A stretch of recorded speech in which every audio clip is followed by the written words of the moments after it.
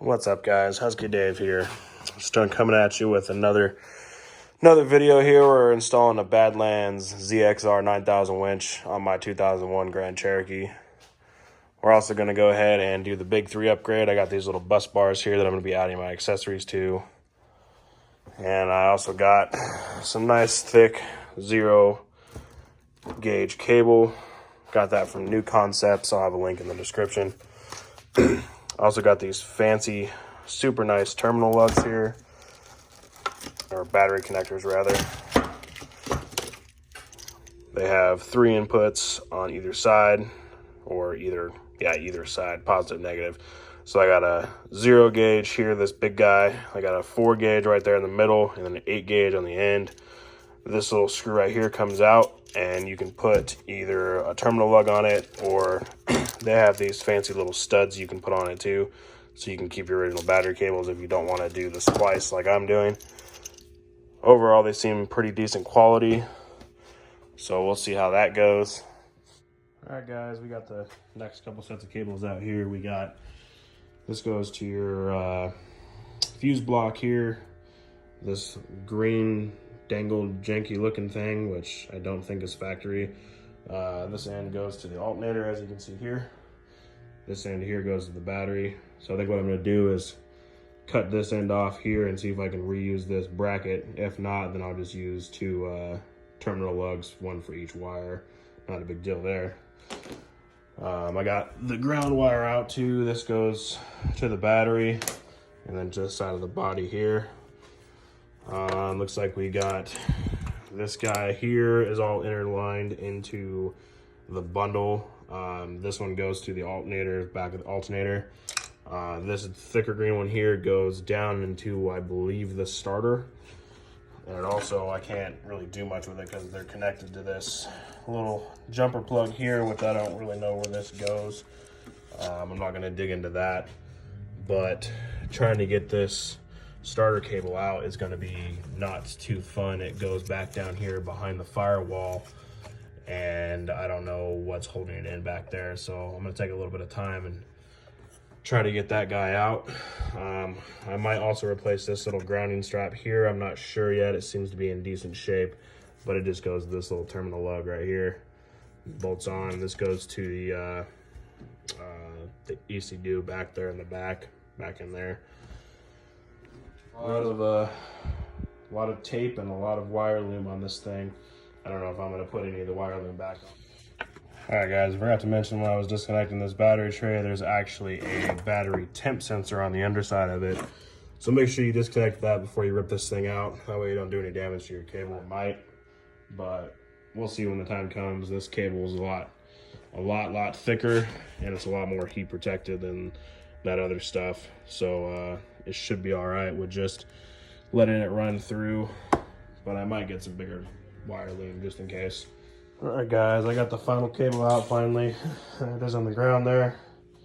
I ordered about 10 feet of power wire, but it looks like I'm going to be probably about 2 feet short or so. I think this section of cable here, this long one, is 4 foot 2 inches. This little short piece here is about 2 feet, and this long piece on the ground here is about 4 foot 7 inches. So I'm about a foot and a half too short on my power wire length, which isn't a big deal. I can go get probably this short guy from the auto parts store tomorrow. Something interesting I saw though was this little guy. This is the alternator cable that runs to this smaller cable, which I imagine is oh, there you go, fuse link 10 gauge. So it goes from about a 4, maybe 8 gauge down to a 10 gauge. And you got this interesting little looks like a melt block of some sort. They basically just fused all these cables together with some kind of heat press, which is kind of bizarre. I've never seen that before. But I'm pretty much at a stopping point tonight, guys. I gotta get some more cable, and then I can break out this tool over here to do my crimping. I got this from Napa. It's pretty cool.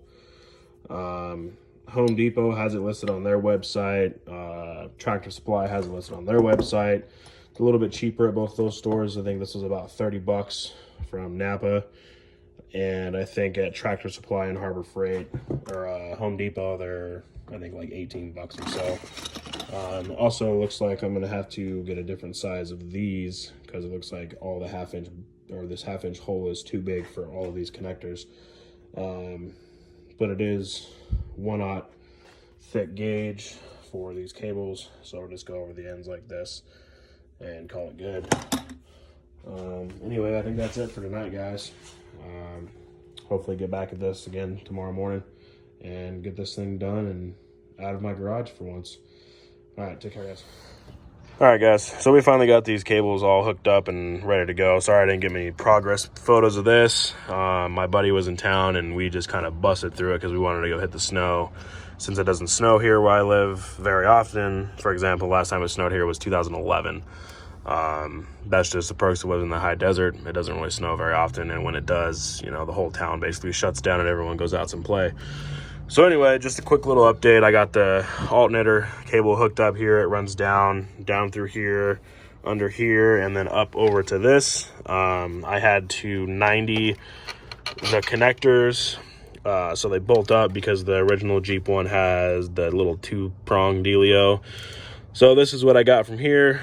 I've had the Jeep running and it runs fine. No issues. I know these aren't ideal as far as connection goes. I'll probably end up throwing a washer or something on the bottom side of those nuts to help compress it a little bit. And then the other one, this little one, it runs here, and this runs to the battery.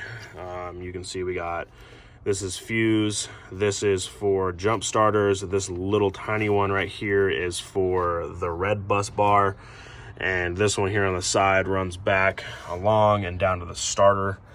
And then we got the black wires. This one here runs to the frame right here.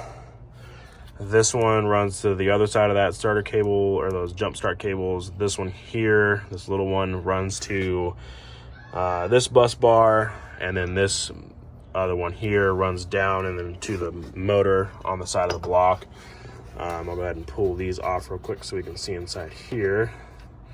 I have to lose these. I've lost one already. So there's that little guy. This is the ground cable here that goes to the battery cable. This one here is for something. I don't know what that one was. I was hooked up to the original battery. This one here is for my SPOD. This one here is for my CB. And then we got power over here.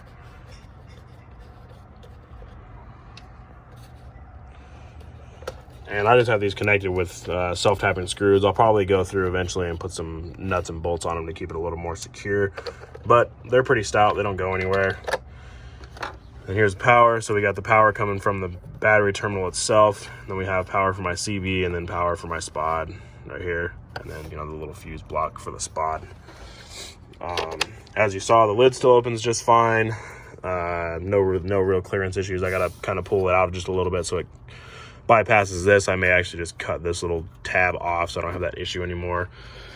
So yeah, that's what ended up with the battery cables. Here's the jump starter little plug. So I just have the other section in the back of the Jeep. I just plug right in here, and I don't have to open my hood to do a jump start. Or if I need to hook up an external winch or some kind of external power source, I have power right there. I got the winch. Excuse me. I got the winch mounted up. It's not installed yet, but I'm going to put the battery or the power supply box right there on those two straps, that one there and then that one over there. I'll do that once I pull the motor on this thing, but that's a whole different video. So, and then the cables are going to run up through this slot here, up around behind there, and then they'll come out right here, right in there, and then they'll come up, and then I'll have the power one connected to this side of the battery terminal, and then the ground connected to the side of the battery terminal. That way it's all hooked up and ready to go. So yeah, that was the install of my 0 gauge wire cables. Not too bad of a project. Took a little bit of time because I had to deal with some life issues going on along the way. I'll have a link for all this stuff in the description. Most of it's bought from New Concepts. I think the 0 gauge was like $1.25 a foot or something like that. It was pretty cheap. The 4 gauge was like 40 cents. Not terribly expensive at all. These bus bars, I believe, were $30 on Amazon for the set. I'll find them, find what I bought and put them on in the description block down below. So yeah, if you guys like what's going on with the channel, go ahead and give me a thumbs up. If you guys want to see more of Project War Machine here, go ahead and subscribe. And thanks for watching. You guys have a good day.